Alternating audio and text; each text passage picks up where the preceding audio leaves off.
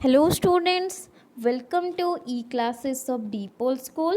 I am Miss Sipra and today I am going to discussing the chapter number 1, unit 2, that is parts of a plant of your standard 3 science world book.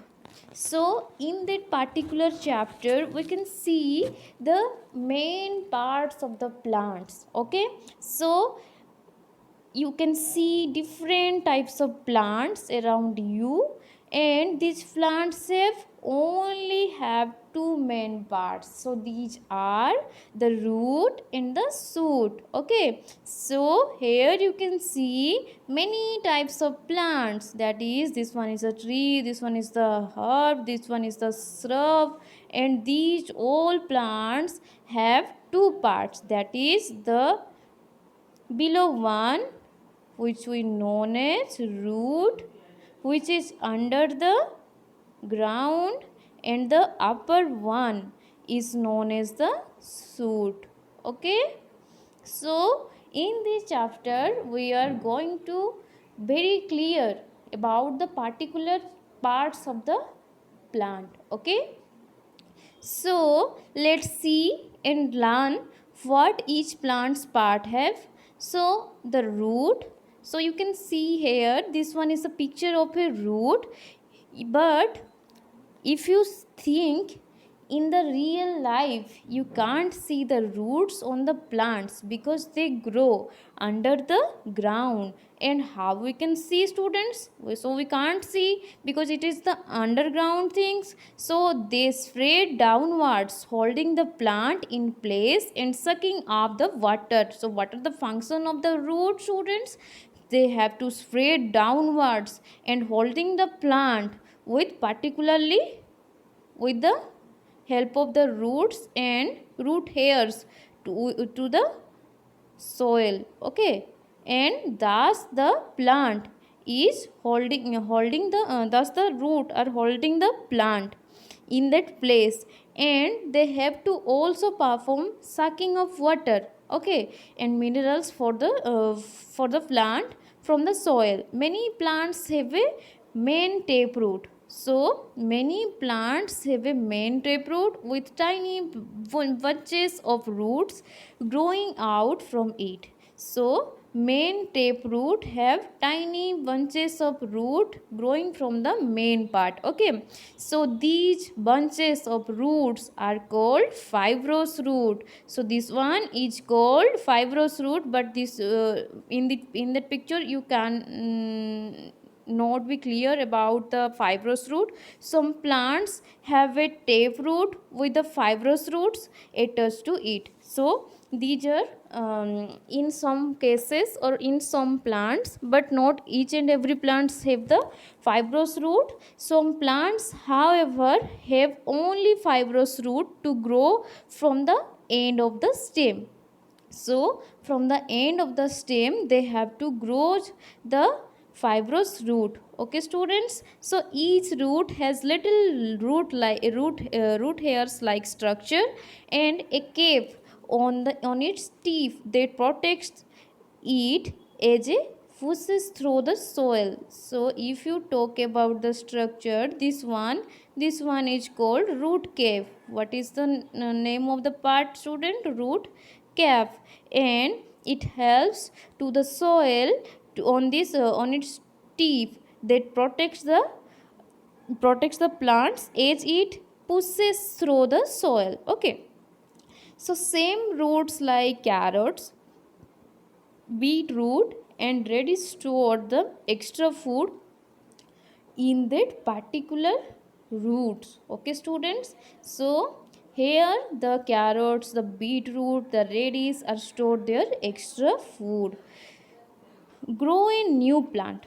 So how to grow a new plant, students? You can grow a new plant from a top of the carrot. How? So slice a piece of the top of the carrot of the plant like this structure. Okay, so it in the saucer of the soil, water is and water it, and in about 2 weeks leaves begin to sprout. So in 2 days, or sorry, in 2 weeks, the leaves become sprout, and the plant in it in the soil and see what happens. Can you see the tiny root, students? So if you take this out, there are small roots. Okay, so these are the roots. So stems of climbers and creepers are weak. So how can you recognize, students? So if you take any stem of a creeper, so like pumpkin and others, you can see these are very weak. Okay, so shoot, the part of the plant that you can see above the ground is called shoot. So here this one is the shoot. So what do you see on the shoot? So we can see here leaves, flowers, branches and fruits. Okay, and the stem. So the stem is like the backbone of the plant, which holds plants upright above the ground. It bears the branches, leaves and flowers and also the fruits. So the stem has another job. It grows upwards and reaches for the light. So it have to grow upward and upward because it has required light. Okay, so do you know what happens to the water and minerals that are sucked off by the soil, or the from the soil and by the roots? They go off the stems, and how, or the leaf, how? So you can see this one is the roots. So they have to take in the water from the soil, or absorb the water from the soil and taken it off or upwards to the leaf and the stem and the other parts of a plant for the different functions. Okay, so the stem has tubes that have the water and minerals to the leaves to travel them, okay, and to transfer them to that particular parts. So let us now learn about the different parts of the shoots. So here you can see the different types of leaves.